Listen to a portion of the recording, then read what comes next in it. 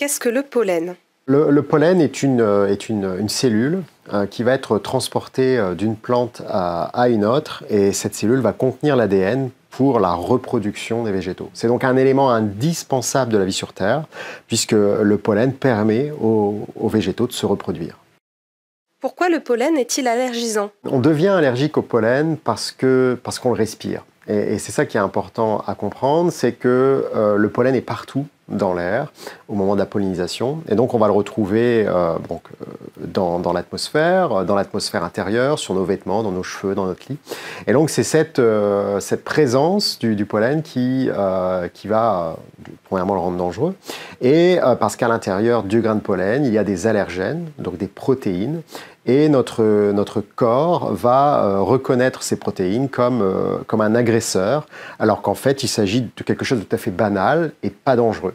Il y a une forme de surréaction du corps à ces protéines présentes dans le grain de pollen. Qu'est-ce que l'asthme d'orage? L'asthme d'orage est caractérisé par un afflux de patients aux urgences hospitalières ou dans les services de santé pour des problèmes de détresse respiratoire, c'est-à-dire les mêmes symptômes que l'asthme. Et la particularité, c'est que ces personnes ne se savaient pas asthmatiques, et donc elles n'ont pas de médicaments pour traiter ces symptômes, et donc elles vont aux urgences, inquiètes. Et ce qui se passe, c'est que dans des conditions très particulières, à certains moments de l'année, des orages peuvent amener la rupture du grain de pollen, et cette rupture va disperser les allergènes qui sont normalement contenus à l'intérieur dans l'atmosphère. Et ces allergènes vont donc pouvoir pénétrer profondément dans les poumons et créer des crises d'asthme chez des personnes qui ne présentaient pas d'asthme avant cet épisode. Et donc, évidemment, ça pose de graves problèmes de santé publique. Nous avons eu un événement en France très important en juin 2023 dans la région Île-de-France, où presque 2000 personnes se sont trouvées dans les urgences des différents hôpitaux de cette région, ce qui amène évidemment des difficultés de prise en charge et qui peut, dans des cas extrêmes, amener à des retards de prise en charge et à des décès, comme ce fut le cas à Melbourne en 2016, où 10 personnes sont décédées à cause d'un épisode d'asthme d'orage. Dans les prochaines années, les asthmes d'orage peuvent-ils devenir plus fréquents? L'épisode d'asthme d'orage de Paris, de l'Île-de-France en juin 2023, est le premier de cette amplitude en France. On en avait eu un il y a à peu près une décennie à Nantes, beaucoup plus faible. Et donc, évidemment, on peut poser la question, est-ce que ça va être pire en pire?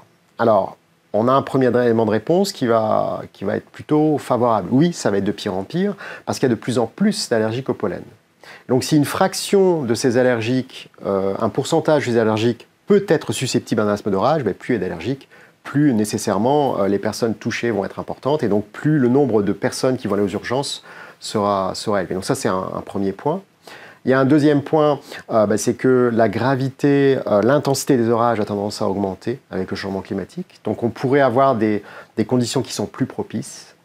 Un troisième point, c'est que la quantité de pollen dans l'air a tendance à augmenter pour certaines espèces, la quantité d'allergènes également. Donc ça irait aussi dans le sens d'une plus grande survenue de ces épisodes.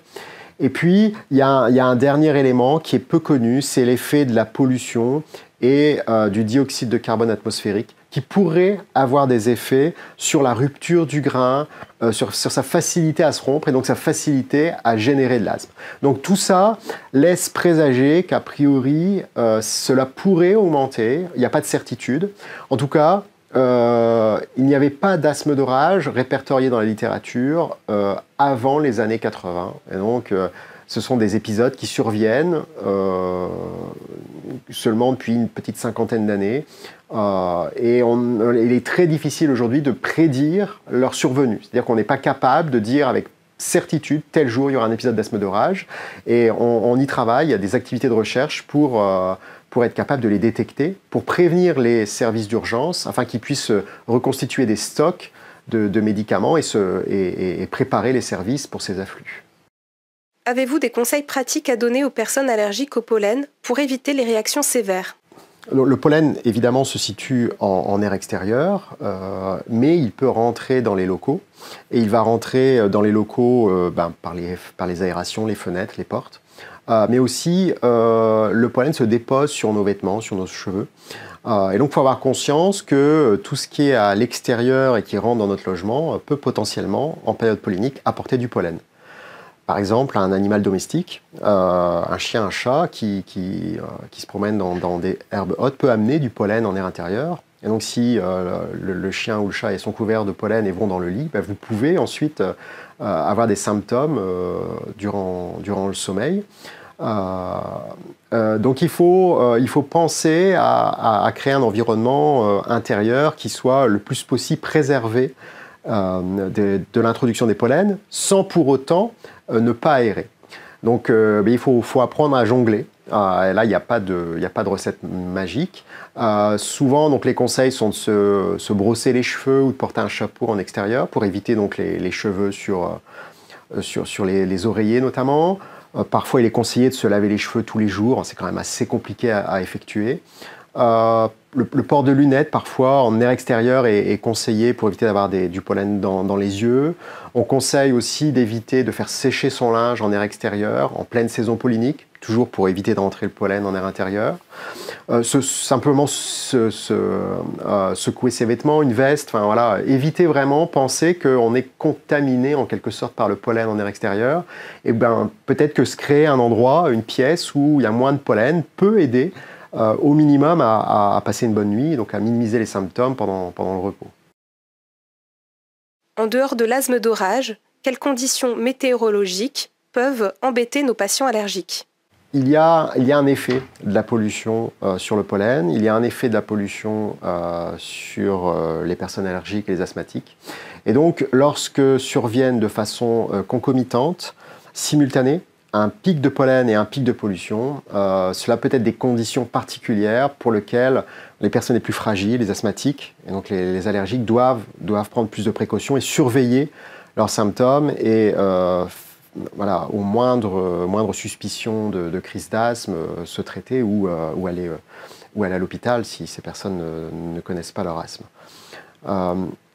Concernant la pollution, je voudrais rajouter un point, c'est que en général, la pollution aggrave les symptômes de l'allergie au pollen, mais il y a un effet aussi très important de la pollution qui est la sensibilisation.